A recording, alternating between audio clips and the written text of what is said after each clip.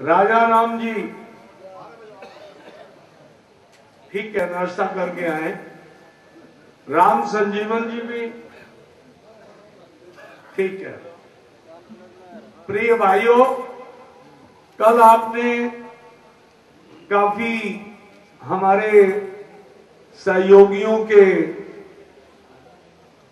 विचार सुने और आज की कार्रवाई, अभी सिद्दीकी साहब भी आ रहे हैं, हम शुरू करने जा रहे हैं। मैंने एक अर्ज कल की थी, एक तो आपके महाराष्ट्र का जो है वो लिस्ट बनाकर के चुनाव आज ही डिक्लेयर करना है। एक जिनके रजिस्टर के अंदर हाजिरी नहीं लगी वो जरा हाथ उठाएं। रजिस्टर के अंदर आपका हाजिरी नहीं लगा, रजिस्टर दे दीजिए भाई। आप यहां बैठ के काटो, वहां बैठ जाओ।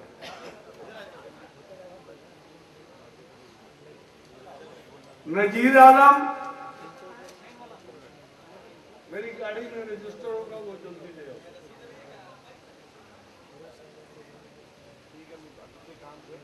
कल लोगों ने काफी उत्सुकता दिखाई। हमारे हैदराबाद के साथी शिवानंद जी अभी आ जाएं। मैं चाहता हूं, मैं तो एक एक का जवाब दे ही हूं।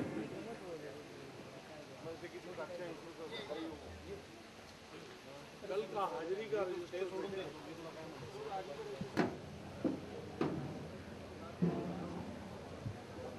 रेस्पेक्टेड चंडोक साहब, उपस्थित मंच और पूरे भारतवर्ष से आए हुए सभी कॉमरेड्स, आप सभी का मैं राजस्थान जयपुर रीजन की ओर से स्वागत करता हूं।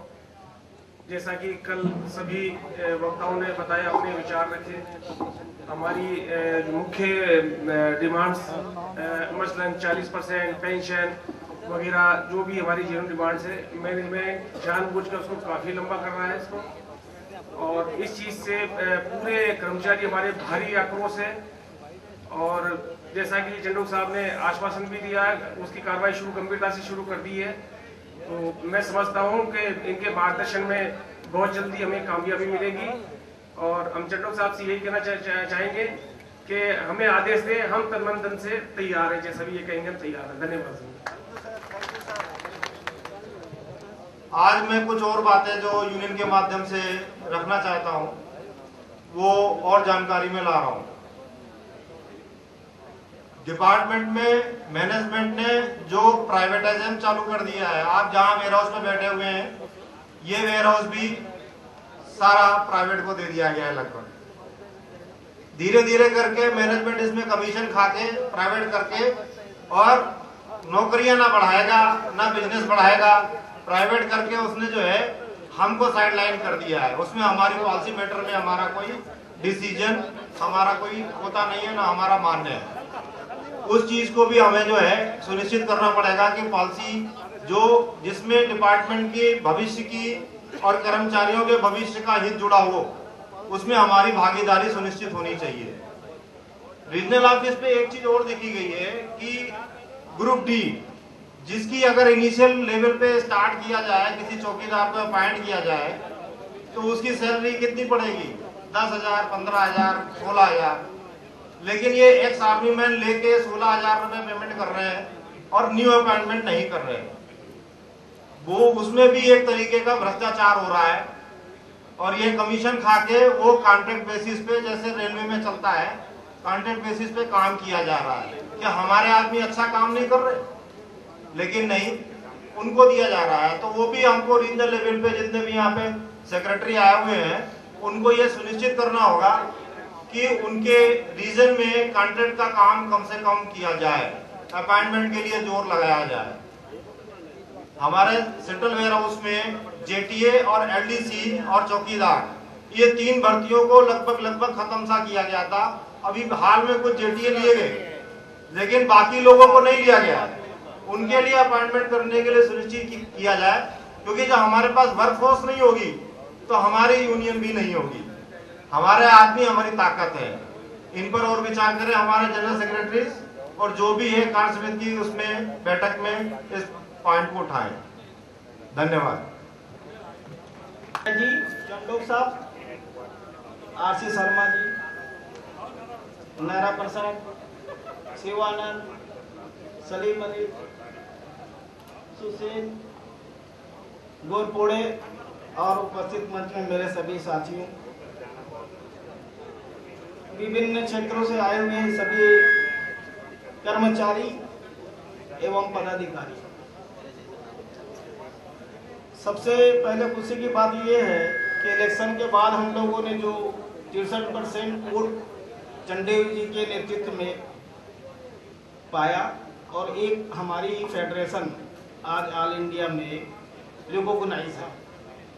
इसकी खुशी हम लोगों ने हर रीजन में अलग अलग तरीके से मनाए हैं, लेकिन ये पहला मौका है कि जीत के बाद अब हम सब एक जगह एकत्रित हुए हैं। तो मैं सभी से निवेदन चाहूंगा कि कम से कम आधा मिनट ताली बजा करके इस खुशी को आपस में बांट लें अपन में। धन्यवाद। आप लोगों ने देखा कल बहुत सारे लोगों ने अपने समस्याएं रखी, कर्मचारियों की समस्याएं रखी और इस पे विचार विमर्श हुआ। और कल शाम के जो हमारे कांग्रेस के जो दिल्ली प्रदेश के अध्यक्ष और हमारे सांसद महोदय हमारे चेयरमैन आए थे, उन्होंने जो अपनी भावना, जो अपने विचार रखे और उसमें जो हमारे को सपोर्ट मिला हमारे कांग्रेस कमेटी के अध्यक्ष से, मैं सोचता हूं कि उसमें अगर उन लोगों ने जितना बोला है उसका 50% भी कर दे तो मैं समझता हूं कि 1 महीने से ज्यादा नहीं लगेगा, अपनी पूरी समस्या हल हो जाएगी। केवल 1 महीना समय लगेगा जो यहाँ कल उन्होंने बोला है, उसका 50% में भी वो अमल कर देंगे तो 1 महीने के अंदर पूरी समस्या का हल हो जाएगा। और आज के तारीख में भगवान के जैसी इतनी अच्छी सैलरी मिलती है, अगर 8-10 दिन की सैलरी अपने को महीने में नहीं भी मिली तो किसी कर्मचारी को कोई भी परेशानी नहीं होगी। मैं इस मंच के माध्यम से चंडोक साहब से और आरसी शर्मा साहब का ध्यान इस क्षेत्र में स्पेशल चाहूंगा कि पूरे कर्मचारी आज ये जो बीबी पटनायक जो हमारे अभी मैनेजिंग डायरेक्टर हैं, ये एमडी तो जरूर बन गए हैं लेकिन इनकी कार्य करने की शैली अभी भी जो पर्सनल मैनेजर के जैसी है। ये मैं 3 पे रीजन मैंने देखा है। पहले भी ये कर्मचारियों को 1 पैसा देने के लिए ऐसा लगता था जैसे अपने घर से दे रहे हैं, हमेशा ये अड़ंगा लगाते थे कोई न बात में, जब ये पर्सनल मैनेजर थे। लेकिन उस समय चंडोक साहब एमडी साहब से और इधर उधर से बोल करके सब काम करवा लेते थे और ये अपना जो है ना अपना मन मार के रह जाते थे। हो सकता है कि उस समय का गुस्सा ये अब निकाल रहे हो कि उस समय मेरे को मौका नहीं मिला, अब मैं एमडी हूं तो अब मैं इन लोगों को जितना परेशान कर सकता हूं तो कर ले। लेकिन अभी आज के तारीख में जो अपनी ताकत है, शर्मा जी थोड़ा सा ध्यान देंगे, आज के तारीख में हिंदुस्तान में जो ताकत है, जो 65-63% वोट मिला है, आज के तारीख में चुनाव के रिजल्ट के बाद में 75% लोग अपने से जुड़ गए हैं रिजल्ट के बाद। इसलिए मैं शर्मा जी और चंडोक साहब से निवेदन करता हूं कि पूरे कर्मचारी आज आर पार की लड़ाई के मूड में हैं, पूरे कर्मचारी आर पार की लड़ाई के मूड में हैं और सबका समर्थन मिलेगा। और ये पोजीशन है कि अगर जहां 4 आदमी अपने हैं, 2 और भी दूसरे यूनियन के हैं, वो अगर स्ट्राइक में और नहीं जाएंगे तो साले मार खाएंगे, ये पोजीशन है। इसलिए जो स्ट्राइक करना है, जो करना है, हर चीज में कर्मचारी वो तैयार है। 8-10 दिन की तनख्वाह कटेगी, कोई परवाह नहीं किसी को। मैं इसी चीज का निवेदन कर रहा हूं कि अगर मैनेजमेंट नहीं मानती है सीधे से तो अपने को अपनी शक्ति दिखलाना है और एक बार मैनेजमेंट को तो लात के अंदर दबाना है। एक बार वो दबेगा उसके बाद उसको समझ में आएगा कि जिसके भरोसे हम कमा रहे हैं और खा रहे हैं। CND सारा एक जमाना था। अब भाई अब भोपाल रीजन में आकर के और क्या कहते हैं वहां पर MD साहब आए थे तो वहां बोले इतना घपला हो रहा है, यहाँ ये हो रहा है, क्या हो रहा है? अरे क्या हो रहा है? एक्शन किसको लेना तो मैनेजमेंट को है। जब दिल्ली में बैठ के तुम जो घपला कर रहे हैं, बड़े बड़े जो ऑफिसर है उसको तुम कुछ नहीं कर रहे तो क्या करोगे? इसलिए सभी मुद्दे होने चाहिए। जो 40% है पेंशन का है और जो इंक्रीमेंट के हैं 2100 रुपए है, हर चर्च के लिए मैनेजमेंट पे दबाव बनाएं और एक बार ऐसा दबाव बनाएं कि उसको समझ में आ जाए कि हम कभी भी अब सिर उठाएंगे तो कर्मचारी हमारा सिर दबा देगा। धन्यवाद। धन्यवाद चौरसिया जी। कॉमरेड साथियों, जो रजिस्टर साइनों के लिए आया है, जिन लोगों ने कल साइन कर दिए हैं वो आज उस पर साइन ना करें और डेट ना डालें उस पर आज की। वो कल जिन लोगों ने साइन नहीं किए वो साइन करेंगे उस पर, बाद में होगा दूसरों। आज की डेट की कार्रवाई के लिए बाद में दूसरा रजिस्टर आएगा। ये कल की रजिस्टर में जिसके साइन रहेंगे वो लोग इस पे साइन करेंगे। किसके पास है रजिस्टर? पीछे रजिस्टर कहाँ है? ठीक, सबको बोल देना चाहिए। अब मैं इनवाइट कर रहा हूं मिस्टर AK पाल, भुवनेश्वर रीजन से जनरल सेक्रेटरी, वो अपने विचार आपके सामने। जय जगन्नाथ।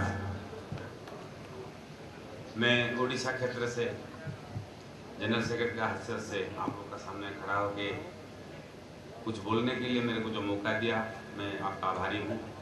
और ये बड़ी बात है, जो MD अभी है हमारे CWC की, वो मेरी इलाका की और मेरी एरिया की आदमी है।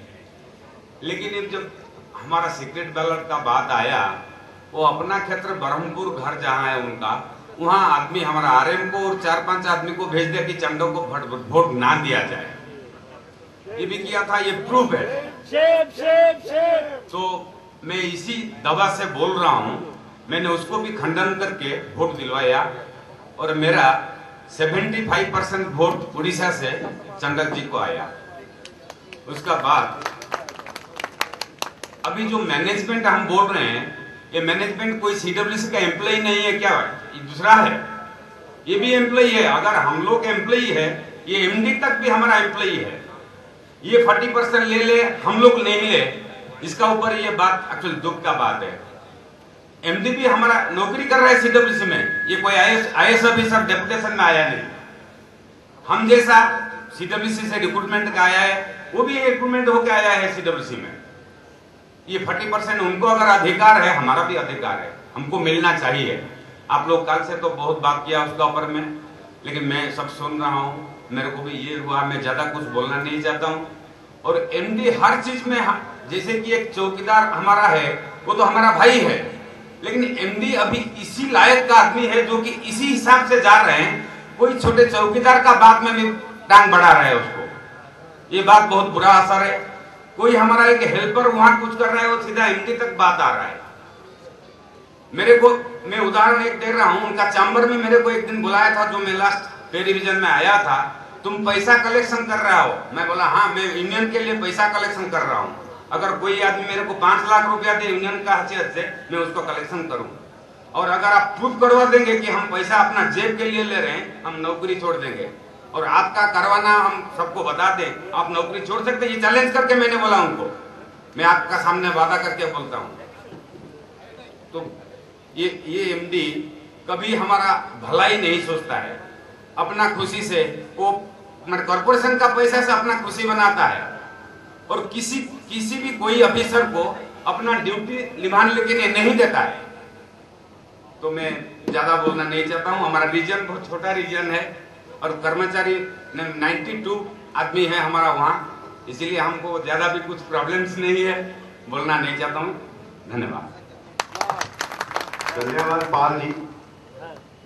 अब मैं आपके सामने एक ऐसी शख्सियत को लाने जा रहा हूं जिन्होंने इलेक्शन से पहले एक ऐसा अहम फैसला लिया कि हमारी फेडरेशन का साथ देंगे और सारे कर्मचारियों में हित की बात कही। मैं यूपी से कर्मठ नेता SC/ST कमीशन के राजा राम जी को इनवाइट कर रहा हूं कि वो अपना वक्तव्य आपके सामने रखें।